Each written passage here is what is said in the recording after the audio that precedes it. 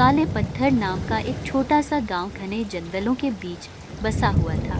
यह गांव इतना दूरदराज था कि आधुनिक दुनिया की चकाचौंध यहाँ तक नहीं पहुंची थी। सूरज के डूबते ही पूरा गांव सन्नाटे में डूब जाता और लोग अपने घरों में दुबक कर बैठ जाते।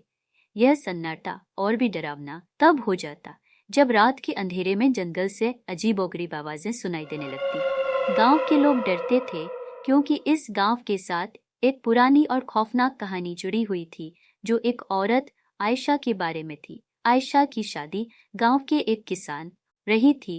रशीद बहुत मेहनती था और आयशा भी उसका हर कदम पर साथ देती थी। दोनों का रिश्ता गांव में मिसाल के तौर पर देखा जाता था। लेकिन एक दिन एक भयानक घटना ने उनकी खुशहाल जिंदगी को बदल दिया।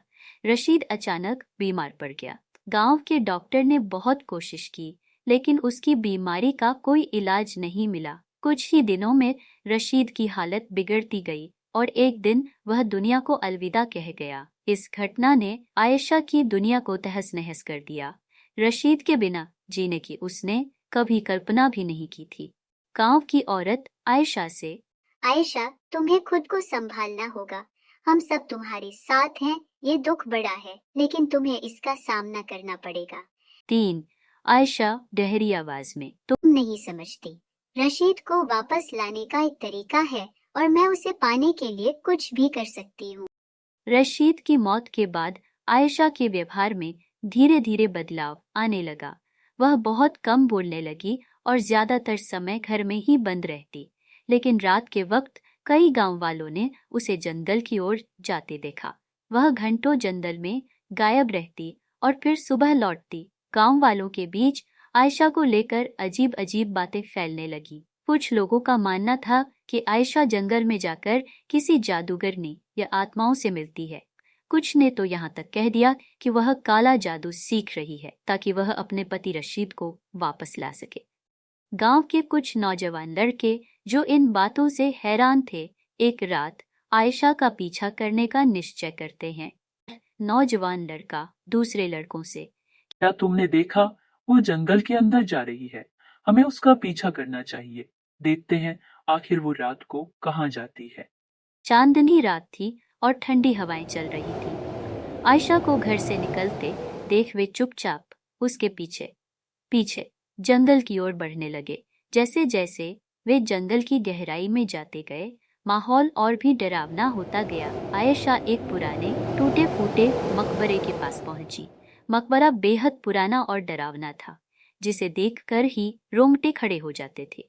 गांव वालों का मानना था कि यह मकबरा किसी पुराने जादूगर का है जो सैकड़ों साल पहले मारा गया था। आयशा ने मकबरे के सामने बैठकर कुछ अजीबोगरीब मंत्र बुदबुदाए और अचानक जमीन हिलने लगी।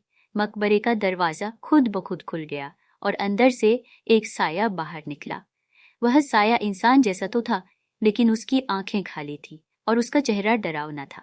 साया आयशा से, तुमने जो मांगा है वो मिल सकता है, लेकिन याद रखो इसकी कीमत बड़ी होगी।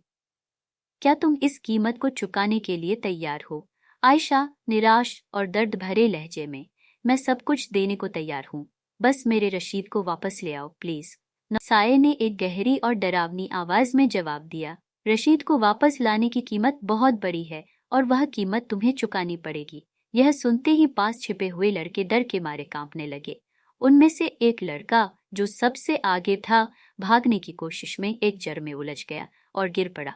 उसकी गिरने की आवाज से आयशा ने मुड़कर उसकी ओर देखा। उसकी आंखों में एक अजीब सी चमक थी और उसके होठों पर एक जवान लड़का गिरते हुए, ये क्या हो रहा है? हमें यहाँ से निकलना चाहिए, ये जगह ठीक नहीं लग रही। आयशा लड़कों की तरफ मुड़कर, तुम यहाँ क्या कर रहे हो? तुम्हें यहाँ नहीं आना चाहिए था। अब तुम भी इस राज का हिस्सा बन गए हो।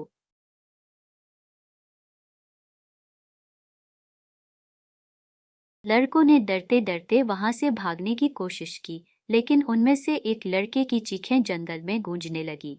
वह बेहोश हो चुका था। बाकी लड़के उसे खींचते हुए किसी तरह गांव वापस ले आए। अगली सुबह गांव में हड़कंप मच गया। लड़कों ने जो कुछ देखा था उसके बारे में सभी को बताया। एक लड़का अब भी बेहोशी की हालत में था और वह बार बार आयशा का नाम बड़बड़ा रहा था। यह सुनकर गांव वालों ने फैसला किया कि वे आयशा के घर जाकर देखेंगे कि असल में क्या हो रहा है। जब गांव के कुछ लोग आयशा के घर पहुंचे तो दरवाजा बंद मिला। उन्होंने दरवाजा तोड़ा और अंदर जो देखा उसने सभी को दहला दिया। आयशा अपने बिस्तर पर पड़ी हुई थी, लेकिन वह मर चुकी थी। उसकी आंखें खुली हुई थी और चेहरा सफेद हो चुका था, जैसे मरने से पहले उसने कुछ बहुत भयानक देखा हो। उसके कमरे में अजीबोगरीब चिन्ह बने हुए थे, जैसे वहां किसी ने काले जादू का कोई अनुष्ठान किया हो। गांव वालों ने आयशा को दफना दिया, लेकिन उसके बाद से गांव में और भी डरावने वाक़े होने लगे। रात के वक्त लोग अजीबोगरीब आवाजें सुनने लगे और कहते हैं कि आयशा की आत्मा अब भी जंगल में भटकती है। जो भी उस मकबरे के पास जाता है वह कभी वापस नहीं आता। कहते हैं कि अगर कोई व्यक्ति रात में जंगल की ओर जाए और उस मकबरे के पास पहुंचे तो आयशा की आत्मा उसका पीछा करने लगती है। आज तक किसी ने इस रहस्य को सुलझाया नहीं और ना ही कोई वापस आया जिसने जानने की कोशिश की। रात के सन्नाटे में जब हवाएं चलती हैं तो उनमें कभी कभी आयशा की धीमी धीमी आवाजें सुनाई देती है, जो अब भी अपने रशीद की तलाश में है।